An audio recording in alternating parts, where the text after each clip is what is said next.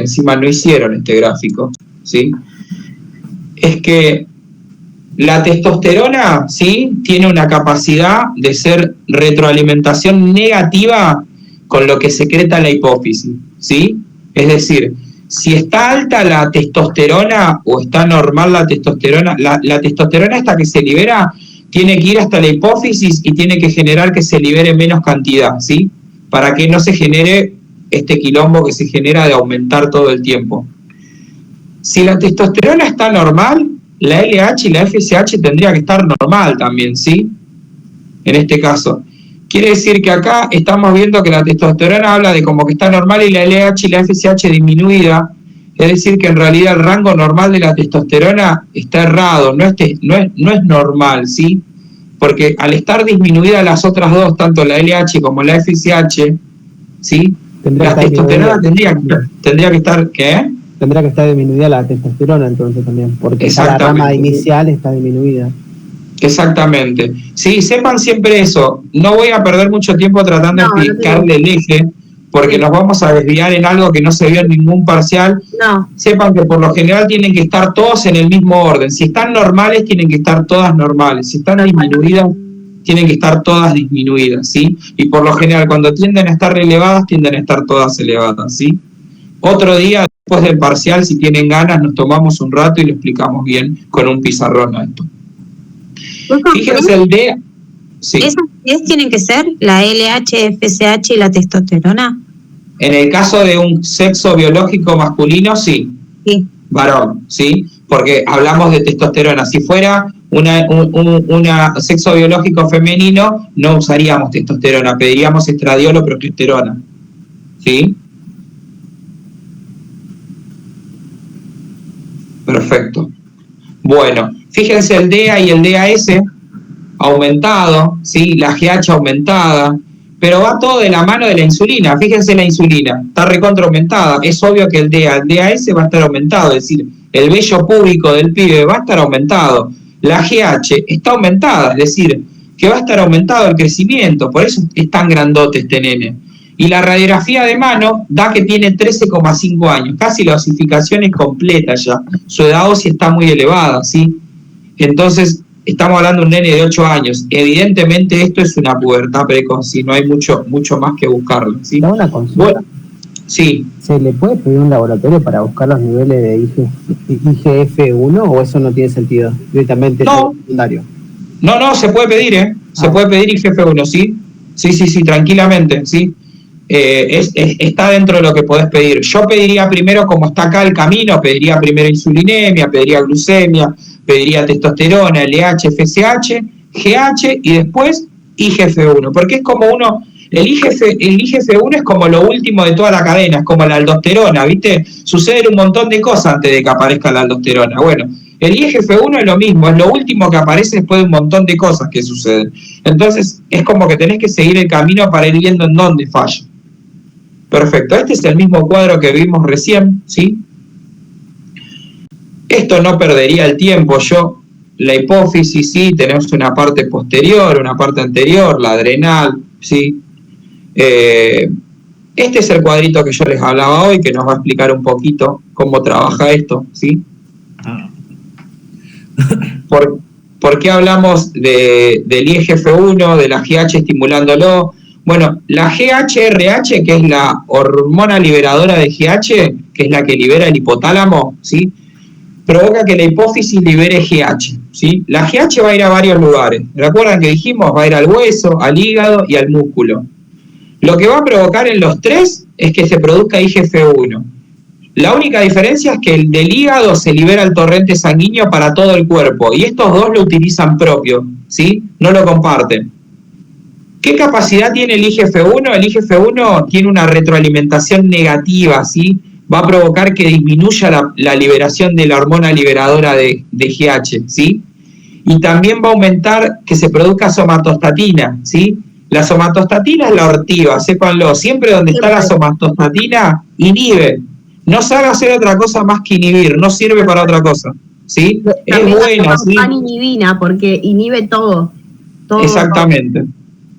Entonces, había una pregunta en un parcial que decía, por ejemplo, en el caso de que el hígado, haya una falla hepática, ¿no? Está fallando el hígado. ¿Cómo estaría la GH? Si el hígado está fallando, no se produce el IGF-1, ¿no? Y si el IGF-1 no se produce, no se puede hacer esta retroalimentación negativa de inhibir la GRH, la GHRH, que es la liberadora de GH, y tampoco aumentar la producción de somatostatina, que va a ser la inhibidora de la GHRH. Entonces, la GH va a tender a estar aumentada. ¿Se entiende por qué? O sea que si hay una falla en el hígado, la IGF-1 no se produce. No hay retroalimentación. Ojo, no se produce, claro, no se produce en el hígado, que es la que se libera al torrente sanguíneo. Claro. Pero en el hueso y en el músculo se van a seguir produciendo, ¿sí? El que está fallando es el hígado. Entonces, al no poder liberarla al torrente sanguíneo, no se genera esta retroalimentación negativa de inhibir la GH. Tal cual. ¿Se entiende? Entonces, si yo te mido GH, tu GH va a estar aumentada, sí o sí. Porque nadie le está diciendo, che, pará, estás produciendo un montón. Porque el hígado no está liberando el que le está diciendo, che, estás produciendo un montón, pará de producir. ¿Se entiende, Esteban? Sí. Perfecto. Estos cuadritos no vamos a renegar porque son cosas que activan, cosas que disminuyen, ¿sí? En esto pasa lo mismo, lo que hace la GH. Sepan que la GH, algo de lo que provoca es como también, ¿vieron cuando habla acá de que tiene muy elevada la insulina? Va de la mano de lo que les decía hoy, la GH provoca resistencia a la insulina. Entonces, gran parte de esta insulinemia que está muy elevada es a causa de que la GH está muy elevada, ¿sí? Y entonces provoca que se provoca un montón de insulina, ¿sí? Esta insulina termina desencadenando que se active la GH y que se produzca mucha de GH. Y la GH produce resistencia a la insulina. Y si se produce resistencia a la insulina, se produce más insulina. Y la insulina otra vez estimula más GH, y la GH hace que se produzca más resistencia a la insulina. Y sigue girando y girando y girando, y este nene termina con una pubertad precoz. ¿Se entiende un poquito lo que acabo de decir? Sí. Y un factor de riesgo tremendísimo para desarrollar diabetes. Exactamente. Bueno, esto es explicando un poquito lo que hablábamos hoy. El hueso del bebé, prácticamente todo cartílago, es un hueso muy flexible, ¿sí? Cuando empieza a desarrollar, los cartílagos de crecimiento ya empiezan a ser menor, y bueno, el hueso de un adulto, en donde ya no tenemos cartílago de crecimiento, ya está formado, osificado totalmente, ¿sí? Deja de bostezar, Camila. Tengo sueño. Y acá aparece, tengo que ir a casa ahora. Y acá aparece este ortigo, acá aparecen estos muchachitos que ahora lo vamos a ver en envejecimiento un poquito más, ¿sí? Estamos hablando de osteoclasto y osteoblasto. Para hacerla corta, el osteoblasto es el que se encarga de producir matriz ósea, ¿sí? Hay unos precursores que son los osteocitos, pero no vamos a entrar en eso. El osteoblasto produce matriz ósea, ¿sí? Y el osteoclasto se une al osteoblasto, ¿sí? A través de unos receptores que se llaman RANK-L y RANK, que son los que están acá, ¿sí? Y genera que haya como una degradación de hueso, esa famosa que Cami recién dijo, resorción. Bueno, se va de la mano de eso. ¿Qué hace? Sabemos que los huesos son los que más almacenan calcio, ¿sí? Y fósforo en el cuerpo. Entonces, cuando los niveles están bajos de calcio en el cuerpo, por lo general se va a activar la resorción, ¿sí? Para liberar calcio y fósforo al torrente sanguíneo para equiparar los niveles de calcio y fósforo en el cuerpo, ¿sí? Tal cual. Entonces, ellos mismos producen sus propios receptores, los RANK y los RANK-L. Eso es algo dato a tener en cuenta. Pero hay cosas que van a hacer que aumenten los RANK y los RANK-L, ¿sí? En este caso, por ejemplo. Y otras cosas que van a provocar protección. Por ejemplo, las mujeres tienen el factor estrógeno, que aparte que vimos que es un cardioprotector, también genera una protección a la osteoporosis, por decirlo así. ¿Por qué? Porque el estrógeno aumenta algo que vieron que acá hay algo que se llama al costado OPG, ¿sí? Otro progesterona. Osteoprotegerina, porque protege al hueso. Osteoprotegerina. Bueno, esto es como un capuchón y se va a poner entre medio de estos dos y va a evitar que el osteoclasto se junte al osteoblasto y degrade en hueso, ¿sí? Entonces va a haber mayor osificación, va a haber mayor almacenamiento de calcio y fósforo en el hueso, ¿sí? Gracias a que el estrógeno promueva que haya mayor cantidad de OPG, ¿sí? Y también otra cosa que hace el estrógeno es disminuir la cantidad de receptores que van a tener los osteoblastos y los osteoblastos. Estos RANK L y RANK van a estar disminuidos en el caso de personas que tengan estrógenos, produzcan estrógenos, ¿sí? Entonces es como una protección, sí, y el aumento de esto. Claro, o sea, el osteoblasto tiene el RANK L, el osteoclasto tiene el RANK. Juntos, cuando se juntan, el osteoclasto come al osteoblasto, ¿sí? Ahora, en el medio de esa relación entre ellos dos, se mete la osteoprotegerina, que es la OPG, que impide que el osteoclasto se una al osteoblasto, lo engaña de alguna manera. Y entonces protege al hueso inhibiendo esa resorción, es decir, inhibiendo que se rompa ese hueso para que se libere calcio y fósforo.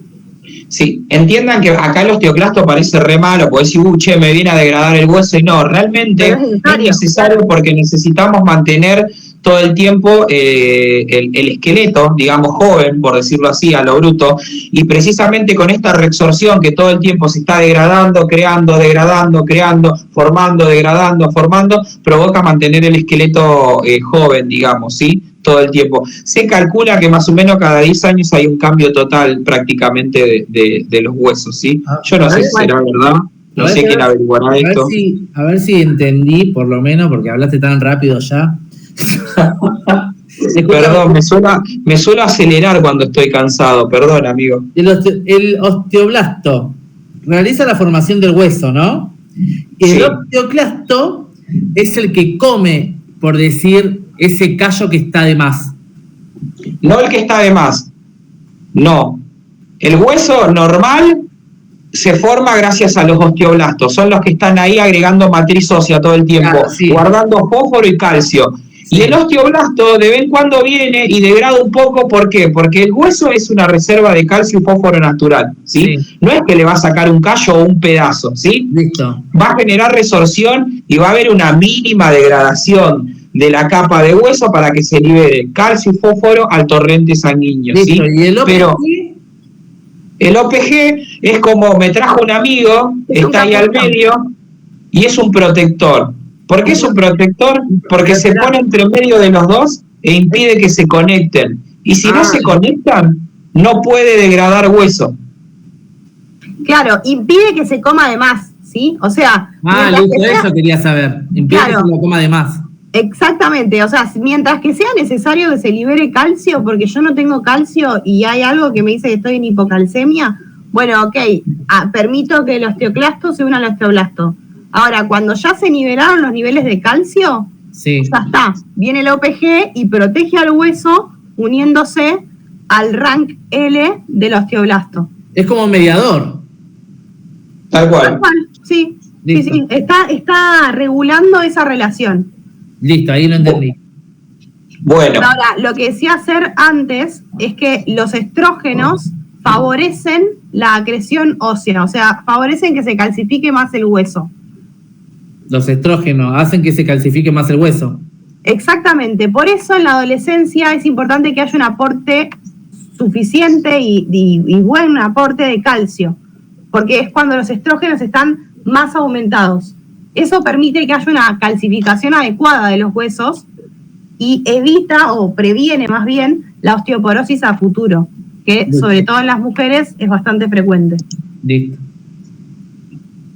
Bueno, y algo a tener en cuenta, a tener muy en cuenta en todo este raye que metimos, aparece la famosa vitamina D, ¿sí? Y algo que como para hacerlo sencillo, la vitamina D, uno cuando se expone al sol, se produce la primera absorción de rayos UV y se empieza a formar la previtamina D. Acuérdense que la vitamina D es la mentirosa, porque en realidad las vitaminas son esenciales, ¿sí? No las puede sintetizar el cuerpo, ¿sí? Entonces, la vitamina D no termina siendo vitamina, en realidad es una hormona, ¿sí? Pero ya tenía el nombre para cuando se dieron cuenta que era una hormona y no era una vitamina. El cuerpo la sintetiza ¿cómo? Cuando el sol da en la piel, se empieza a generar la previtamina D. Después de unas horas en la piel, esta previtamina D entra al torrente sanguíneo como vitamina D y va a llegar, al primer lugar que va a llegar, va a ser al hígado, ¿sí? Y ahí va a sufrir su primer hidroxilación, sería su primera activación, ¿sí? Que se va a formar calcidiol. Entonces, si estamos hablando de una persona que tiene una falla hepática, estamos hablando de que no va a estar pudiendo activar de esta vitamina D a calcidiol, ¿se entiende? Que también es vitamina D, pero es un poquito más activa. Como para que tengan en cuenta en dónde entra el hígado también con la vitamina D. Después de ahí, esta vitamina D que se activó, se hidroxiló en el hígado, va a pasar por el torrente sanguíneo y va a llegar al riñón, ¿sí? Y ahí va a ser su segunda hidroxilación. Y se va a formar el calcitriol, ¿sí? Que es la vitamina D3 activa. Entonces, si tenemos una falla renal, tampoco vamos a estar produciendo vitamina D, ¿entienden? No la vamos a estar pudiendo hidroxilar. ¿Y cuál es el problema de no poder hidroxilar o poder terminar de activar esta vitamina D? Es que la vitamina D es fundamental porque cuando está activa, cuando llega a esta última hidroxilación después de que sale del riñón y se forma el calcitrol, vitamina D3 activa, va a ir al intestino y va a provocar que haya una mayor absorción de calcio y de fósforo. ¿Se entiende? Para que todos los alimentos que nosotros ingeramos podamos absorber el calcio y fósforo a estos alimentos. Entonces, si no tenemos vitamina D o tenemos baja la vitamina D, por más que comamos alimentos con calcio y con fósforo, no los vamos a poder estar absorbiendo correctamente. Segundo, si tenemos una falla hepática, no vamos a estar hidroxilando la vitamina D, así como si tenemos una falla renal. Entonces, al no poder terminar de activar la vitamina D, tampoco vamos a estar provocando de que viaje hasta el intestino delgado y provoque que haya una mayor absorción tanto de fósforo como de calcio. ¿Se entendió por qué es tan importante el caminito de la vitamina D? Sí, Sí, la verdad. Bueno, y ahora aparece algo que es la PTH, la paratormona. Y vos decís, la puta madre, no dejan de aparecer cosas. Sí, pero y va muy vinculado con esto también. La paratormona, ¿sí? ¿Cómo es la glándula? Porque siempre me trago, Cami, yo he dormido, pero la glándula tiroides. La paratiroides.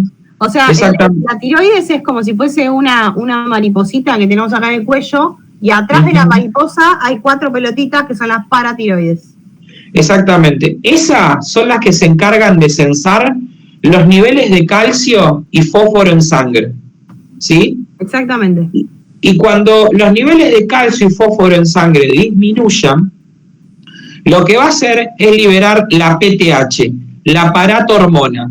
¿Qué hace la paratormona? La paratormona hace 3 cosas. Lo primero que va a hacer es va a ir al riñón. ¿Se acuerdan que hacía el riñón? Hidroxilaba vitamina D para activarla en vitamina D3 activa, calcitrol, y le va a decir al riñón, che, apurate, hermano, haceme más vitamina D porque necesito que haya mayor absorción en el intestino. Y después va a ir al túbulo colector, al túbulo contorneado distal, en su última parte, y va a generar que haya reabsorción de calcio y de fósforo, haciendo de que uno no lo elimine en la orina, ¿sí? Que haya una reabsorción. Y aparte de todo esto, va a ir... En el tubo contorneado distal. Distal, exactamente. ¿Vieron que hoy cuando vimos la nefrona en el túbulo contorneado distal, al final de todo había una parte que decía que reentraba calcio? Y yo le dije, acuérdense de eso, porque ahí es donde nos explica después algo que vamos a ver más adelante, la paratormona. Entonces, tenemos bajo calcio, bajo fósforo. La paratiroides va a decir, che, necesito aumentar estos niveles. ¿Cómo lo aumento? Libero paratormona, libero PTH. La PTH sale a la sangre, va al riñón y le dice, hermano, apurate, hace más vitamina D porque necesitamos que el intestino absorba más calcio y más fósforo. A la vez, en el riñón va a provocar de que haya una mayor absorción, una reabsorción del calcio y del fósforo. No lo vamos a eliminar, ¿sí?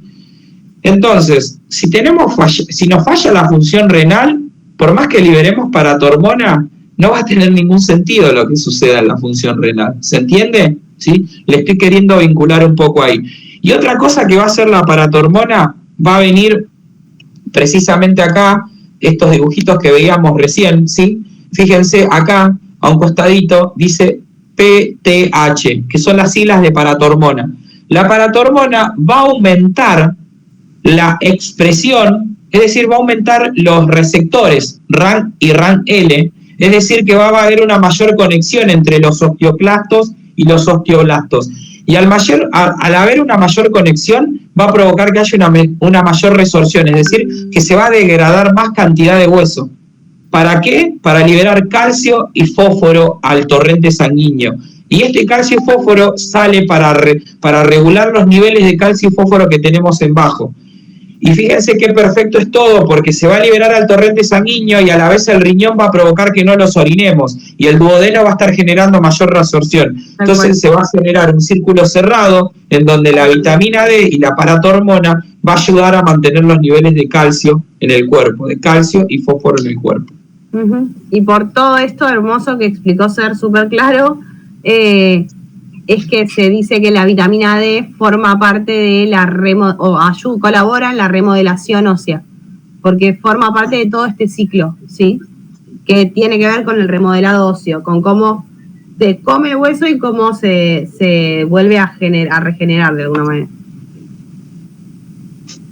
¿Se entendió un poquito esto que hablamos de la paratormona, de la paratiroides, de cómo se activa, sí? Me imagino que tenés 10 y 10 en base. No, si yo te contara mis notas, después hablamos, dale, seguimos. Yo hago 2 carreras, Esteban. Yo agradezco probar, después lo que sé, yo sé que yo sé y no me interesa nada, otra cosa. Vamos al último power, envejecimiento.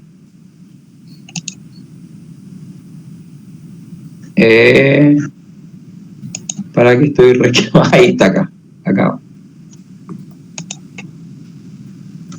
Hermanillo. Sí. Ve, hermana, ve tranquila. No, voy a ir porque ya es re tarde y me da cosa llegar a casa tan tarde. Ve tranquila, yo ya termino, es 20 minutos más es este power y ya termino. Sí, por eso quería estar hasta este último de menos, pero... No, y en estos 20 minutos ya vas a estar en tu casa, así que anda tranquila, no te das problema. Este power son 20 minutos, literalmente. Dale. Bueno, ¿sí? Éxitos, bueno, compa. A quienes vienen mañana y a quienes vienen en los otros días, que les vaya súper, súper, súper bien. Esperen que hay proyecto. Muchas gracias, Cami, sos una genia. No creo, pero gracias. Un abrazo grande. Gracias, Cami. Chao, chao. Gracias, Cami. Esperen un poquito, que perdí algo. Acá está.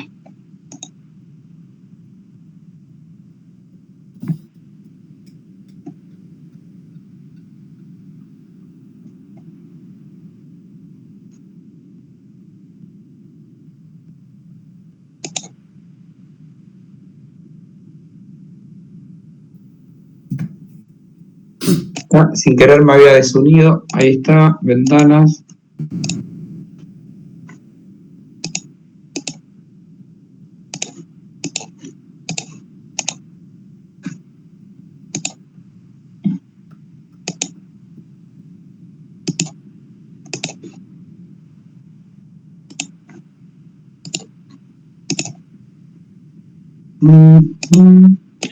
Bueno, no me está dando la opción.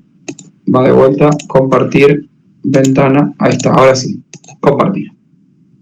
Listo. Ahí estamos. Envejecimiento, sí. Tenemos acá la fractura, sí. La línea intertrocanteriana, sí. Una fractura, sí. No está dislocado, sí. Podemos ver que está... la cápsula, lo que es la cabeza del húmero, del fémur está dentro de la cavidad glenoide, ¿sí? Pero sí tenemos una fractura importante. Y entrando un poquito a lo que estuvimos hablando recién de huesos, ¿sí? Acá vimos cómo tendría que funcionar normalmente y ahora vamos a empezar a ver cuando falle, ¿sí? Hay un caso clínico, ¿sí? Los valores de acá abajo olvídenselo porque son como muy, está equivocado, esta firmina se armó mal, ¿sí? Voy a ver si en esta lo puso bien esta chica. Esperen un poquito. Anexo, valores. No lo tiene este caso ella. Perfecto. Nos quedamos acá entonces. Listo. Hablamos de Irene, ¿sí? 78 años, ingresa al hospital por caída desde su propia altura, sin pérdida de conocimiento, se produjo importante dolor en el miembro inferior, impotencia funcional. Hasta ahora se desplazaba con dificultad, utilizaba bastón. Fuma de los 20 años, se solicita una radiografía de cadera, ¿sí? Sí. Se hace la radiografía, podemos ver, está totalmente quebrada, no hay mucho que ver. Y los únicos estudios que están acá que van a importar que apareció en un parcial, ¿sí? Fue que tenía la glucemia en 150 en ese momento, ¿sí? Al momento de los estudios. Y explicaba qué tenía que ver lo que estaba sufriendo ella con respecto a la glucemia, ¿sí? Si era normal que esté en 150 o no era normal, si podíamos pensar en una hiperglucemia o no, ¿sí? Primero sabemos que a mayor edad los niveles de glucemia tienden a aumentar siempre un poco, y ante una situación de estrés tan alto, ¿se acuerdan que el cortisol también era hiperglucemiante? ¿Se acuerdan de esto? Bueno, la glucemia es normal que esté un poco elevada, ¿sí? Va a ser pero de más normal, ¿por qué? Porque ante una situación de estrés y tanto dolor, es muy posible que los niveles de cortisol sean muy altos, ¿sí? Y la glucemia esté elevada, ¿sí? Fue pregunta de parciales, así exactamente. Si la glucemia estaba bien o no que esté un poco elevada y por qué, justificándola. ¿Sí? La justificación sería es porque por estrés y dolor. Tal cual, porque se aumentan los niveles de cortisol y el cortisol es hiperglucemiante. Punto. No hay mucho más que darle a eso. Todo lo que sea situación de estrés, todo lo que sea va a liberar cortisol. Y el cortisol es un hiperglucemiante directo, ¿sí? Y además no es que el cortisol necesita aumentar el glucagón para hiperglucemiar. No. Es hiperglucemiante directo, ¿sí? Tiene una función de generar glucogenólisis y gluconeogénesis propia, sin necesidad de utilizar el glucagón, ¿sí? Bueno, el envejecimiento sabemos que es donde se empiezan a perder las funciones, algo que hay que tener muy en claro, lo que le decía, a veces la función renal, uno empieza a decir está en deficiencia o insuficiencia renal, y en realidad es normal que se murieron muchas nefronas con el paso del tiempo, y obviamente esa función renal no va a ser la misma. Lo mismo que hay que tener en cuenta con el osteoclasto y el osteoblasto es que el osteoblasto, que es el que se encarga de producir hueso, con el tiempo empieza a ver cada vez menos y a trabajar menos, y cada vez la producción de la acreción ósea, es decir, el aumentar los niveles de hueso, van a ser menos, pero el osteoclasto, que es el que degrada, sigue laburando de la misma manera siempre. Entonces, si tenemos menos producción y mayor resorción, ¿sí? Todo el tiempo, terminamos en una osteoporosis, ¿sí? Por eso se considera que todas las personas mayores a 65, por ahí no es grave porque realmente se cuidaron, tuvieron buenos niveles de vitamina D, comieron muy bien, hacen actividad física, igual tienen un pequeño cierto nivel de osteoporosis que puede influir o no en su desarrollo diario, ¿sí? Y algo a tener en cuenta, por ejemplo, con lo que vimos recién de vitamina D, sabemos que si hay baja vitamina D, ¿sí? No va a haber absorción de calcio y fósforo, ¿sí? Y si nos falla el riñón o el hígado, tampoco se va a estar produciendo vitamina D, ¿sí? También va a haber disminución de la absorción de calcio y sodio. Y si la paratormona tampoco está funcionando, cuando orinemos, si se está degradando hueso y se libera el torrente sanguíneo, en la orina vamos a eliminar un montón de sodio, de calcio y de fósforo. Entonces, tanto la falla de la paratiroides, de la PTH y de la vitamina D provoca osteoporosis a futuro, ¿sí? A mayor o menor escala según lo que sea la gravedad de la situación. ¿Se entiende esto? Sí. Perfecto. Bueno, esto no hay mucho que entenderlo, son las cosas que suceden a medida que van pasando la edad. que aumentan, hay cambios en la composición del organismo, hay deterioro de los organismos homeostáticos. Esto que hablábamos recién de la vitamina D, la paratormonas, es un organismo homeostático para mantener jóvenes los huesos. La nefrona, cómo trabajan con su, tanto que se pueden contraer como dilatar, modificando la presión arterial, que se pueda reabsorber, excretar, que se vayan muriendo unidades funcionales, también provoca deterioro de estos organismos homeostáticos propios del cuerpo, ¿sí? Y es más, y hay baja muchísimo el sistema inmunológico, entonces uno es más propenso a enfermarse, ¿sí? Cosas a tener en cuenta: aumenta la masa grasa, ¿sí? Y disminuye la masa magra, es decir, mantenemos mayor contenido graso, ¿sí? Y disminuye nuestro tejido muscular. ¿Qué va a provocar? Que estemos más expuestos a situaciones, por ejemplo, enfermedades cardiovasculares en su mayoría, ¿sí? Hay mayor cantidad ¿vieron cuando hablamos hoy de perfil lipídico, de este LDL, que es el malo? Va a haber mayor cantidad de ácidos grasos dando vuelta, ¿sí? En el torrente sanguíneo, ¿sí? Alteración y en las estructuras moleculares, esto viene de la mano de los radicales libres. Los radicales libres en el cuerpo están dentro de las células, en el medio intracelular, y están contenidos dentro de... no me voy a acordar ahora. Son los que se encargan de fagocitar, ¿sí? Están dentro de las que se encargan de fagocitar. Cuando, por ejemplo, aparece una bacteria, cuando se la fagocita adentro, está lleno de radicales libres, ¿sí? El problema es cuando estos están libres y están sueltos en el medio, ¿sí? Empiezan a provocar un montón de daño. ¿Por qué? Porque producen oxidación. Y la oxidación con el tiempo produce envejecimiento. La oxidación aumenta todo el deterioro en general, ¿sí? Vieron que hoy hablamos de la regulación de la TA, ¿sí? Que decíamos por qué era importante la regulación de la TA. Acá es donde vinculamos primer cuatri con segundo cuatri. Miren, aumenta la rigidez de las arterioral. ¿Vieron que le decía? En las mujeres no hay producción de estrógeno, hay mayor cantidad de ácidos grasos, mayor cantidad de placa de ateroma, los radicales libres provocan que sean más rígidas las arteriolas. Entonces, esto sin querer, al aumentar la rigidez arteriolar, empieza a modificar la resistencia periférica. La función renal, ¿qué pasa? Disminuye.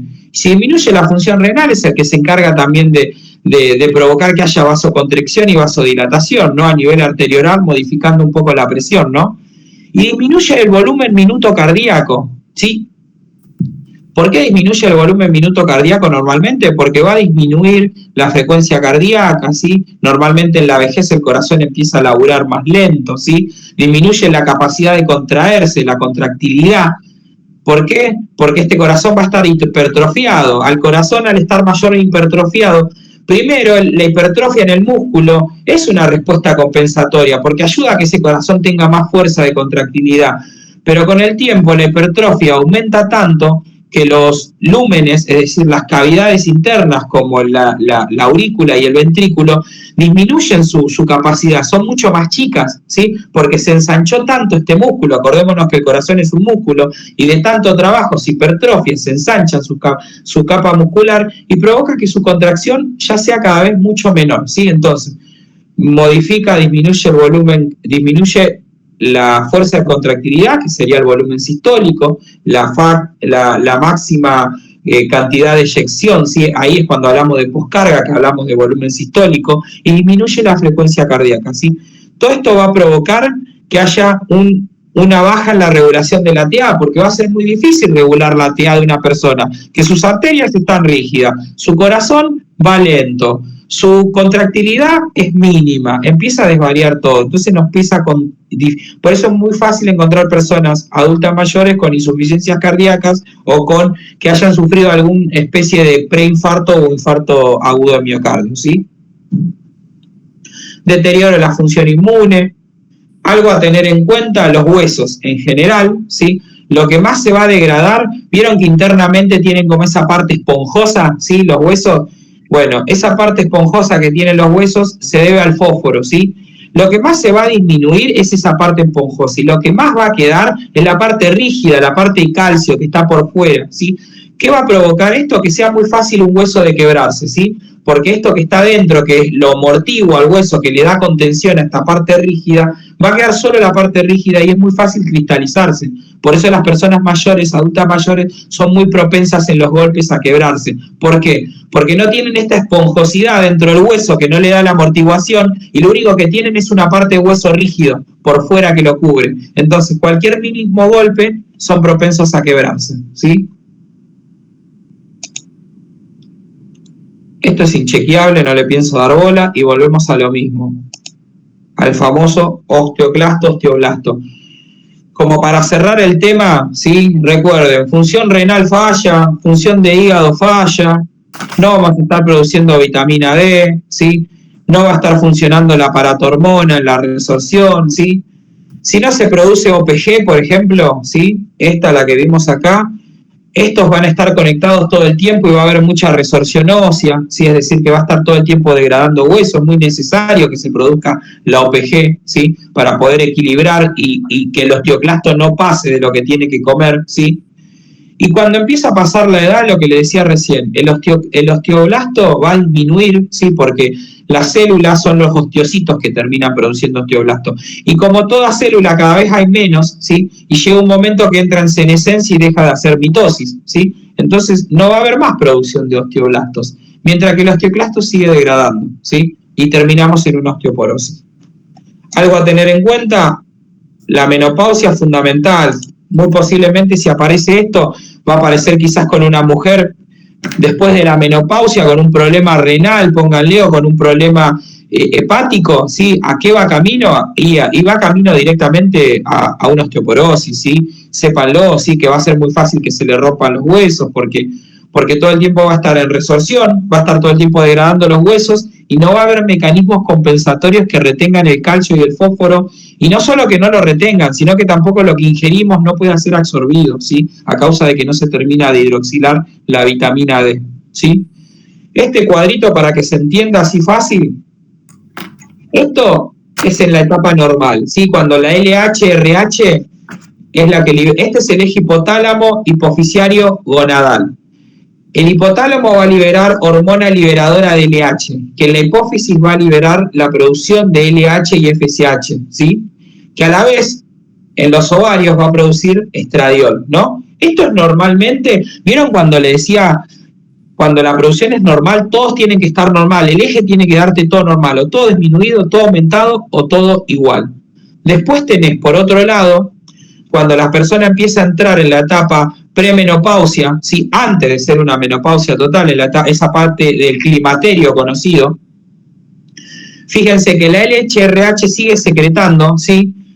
La LH y la FSH van a estar aumentadas. ¿Por qué van a estar aumentadas? Porque miren, este estradiol, que es el que produce los ovarios, va a empezar a estar disminuido. Va a estar disminuido porque no va a tener la función de los ovarios, sino van a estar produciendo los ovarios, el estradiol, ¿sí? Entonces, al disminuir el estradiol, ¿sí?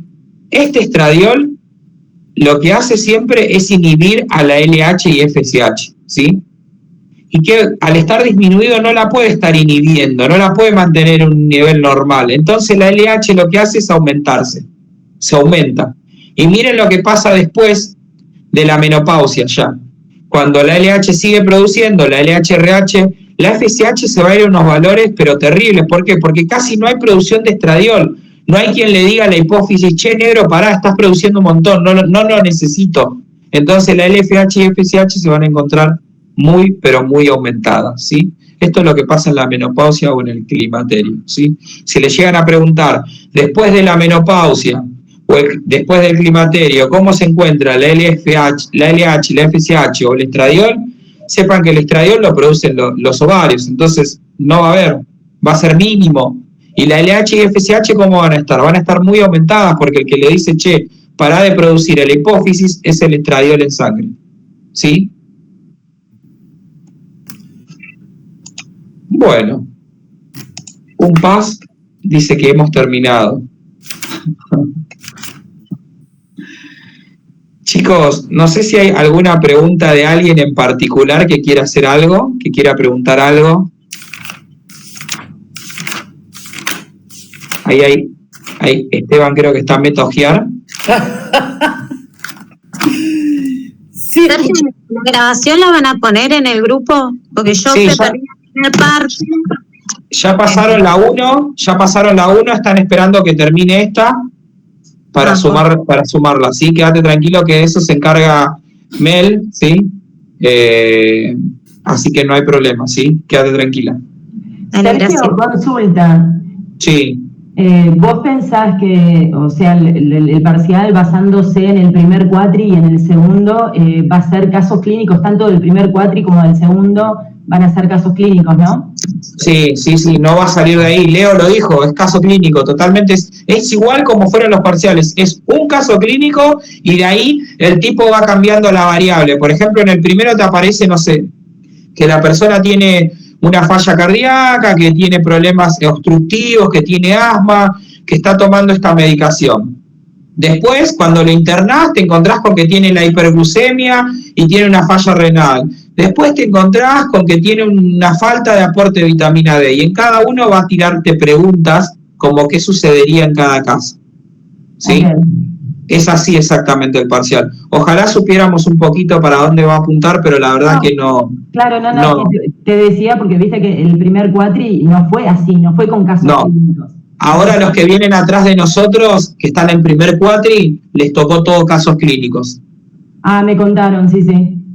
Y los parciales que usamos, que están en el video que ya está subido, que es la primera parte, son todos casos clínicos y son los parciales que se dieron. Nos lo brindó la cátedra, ¿sí? Quédense tranquilos que todo lo que vimos hoy nos lo brindó la cátedra de bases biológicas, ¿sí? Todas las preguntas que hicimos, los parciales que vimos, las respuestas que fuimos dando fueron brindadas desde la cátedra de bases biológicas, ¿sí? Ah, genial. Buenísimo. No solamente porque yo las vi en clase, sino que el director de base biológica nos brindó el material para poder realizar este MIT. ¿Sí? ¿Quién es el director? ¿Tesler? Leonel Tesler. Ay, Dios. ¿Sí? Ayer a la noche me brindó los parciales y hoy a la mañana me brindó un poco de los materiales o preguntas orientativas. Yo traté de vincularlo con todo lo que él nos dio, así que nada, yo creo que medianamente si quedó algo, con un 4 chicos, somos Gardel con guitarra eléctrica mañana. María, habla nomás, ya estamos en confianza, Mari. No, bueno, quiero pasar por encima. Escúchame, ¿tenés idea que va a ser solo escrito o va a ser como siempre, escrito y mitad defensa oral? No, solo escrito. Capaz que por ahí te falta para el 4, la profesora, qué sé yo, por ahí te tira un oralcito ahí para levantar. Obvio, chicos, mañana son todos los recursos válidos, sépanlo, No me aflojen, no me nada. Mañana son todos los recursos válidos, sea lo que sea. Lleven el equipo de mate, háganle mate al profe, háganle masaje, lo que sea. Peleen la nota, búsquenle la vuelta. Obviamente, si se sacaron un 2, no peleen nada. Yo estoy hablando, no sé, tenemos un 56%, chicos. Si no llegamos a un 60 por 4 milésimas, 3 milésimas, es todo charlable, ¿sí? Sépanlo, ¿sí? Búsquenle la vuelta. No se enojen, no discutan, chárrenlo. Presenten su inquietud. Yo le aseguro, se estuvo comentando todas estas semanas que tratan de meter un filtro, de dejarnos afuera. Yo le aseguro que no tiene nada que ver con eso, ¿sí? Porque Leo ayer a las 11 de la noche se encargó de mandarme los parciales para que hoy pueda dar este MIT, y es el director de la cátedra. Si le chuparía un huevo, no se encarga de eso, ¿sí? Si querría que todos quedemos afuera, no le importa eso, ¿sí? Así que nada, denlo todo y traten de no ir al choque, sino siempre de charlar y consensuar, ¿sí? Es mucho más charlable cuando uno se acerca desde una postura de poder hablarlo y no intentar discutir directamente con un profesor. Obvio, sí. Así que bueno. Escuchame, sí. Sergio, tengo una duda. ¿Podemos retomar un temita? El sistema renina-angiotensina-aldosterona. Sí. Se piensa la disminución de sodio, calcio, potasio, hidrógeno, ¿no? Me dijiste, el sistema renina-angiotensina, ¿qué seguía? Después está la renina, ¿sí? Que se libera en el hígado. Que la renina la libera el riñón, ¿sí? Lo que libera el hígado es el angiotensinógeno, que la renina lo va a activar en sangre. ¿Sí? Ajá. De nada, Lau. Éxitos, Lau. La renina la libera el riñón. Sí, exactamente. Las células yuxtaglomerulares del riñón son las que liberan. De nada, André, éxitos para vos también. Listo, entonces angiotensinógeno el hígado y después de ahí Sí. va al pulmón. Exactamente, de nada, Fran, éxito para vos. Escúchame, la renina la libera las células yuxtaglomerulares, perfecto. El hígado libera angiotensinógeno. Se encuentran en sangre antes de ir al pulmón y fabrican angiotensina 1, ¿sí? Ajá. De nada, Cami, abrazo grande, éxito, ¿sí? Después vayan contando cómo les fue, si tienen ganas, obviamente. Si por ahí no nos va tan bien como esperamos, nada, sepan que no es nada, una nota y da mucha pena, pero nada, métanle todo. Se produce angiotensina 1 antes de entrar al pulmón, y entra al pulmón Sí. para producirse angiotensina 2, porque en el pulmón, en el endotelio pulmonar, es donde hay mayor cantidad de ECA, la enzima convertidora de angiotensina, y va a convertir angiotensina 2. Ahí está. Y esa Sí. angiotensina 2, Es la que se encarga de, a nivel arteriolar, vasocontraer, ¿sí? Es decir, aumenta la resistencia periférica, achica el radio de la arteria, de la arteriola, para aumentar la presión, ¿sí? sí. Y después, a nivel hipotalámico, va a hacer que tengas un aumento de la necesidad de tomar agua, te va a dar sed. Sí, eso sí lo noté, ahí está. Y también genera que las glándulas suprarrenales son las que están arriba de los riñones, ¿sí? Sí. No pertenecen a los riñones, son glándulas suprarrenales, ¿sí? Por arriba del riñón. Y van a liberar aldosterona, que la aldosterona va a ir al túbulo contorneado distal a generar reabsorción de sodio. Libera reabsorción de sodio. Libera aldosterona para que aumente la reabsorción de sodio. Ajá, listo, sí, está bien. Y este sistema se activa por baja de sodio, por baja de volemia, por baja de tensión o cuando el sistema autónomo simpático lo necesita. Listo, ahí lo entendí, ahí lo noté bien.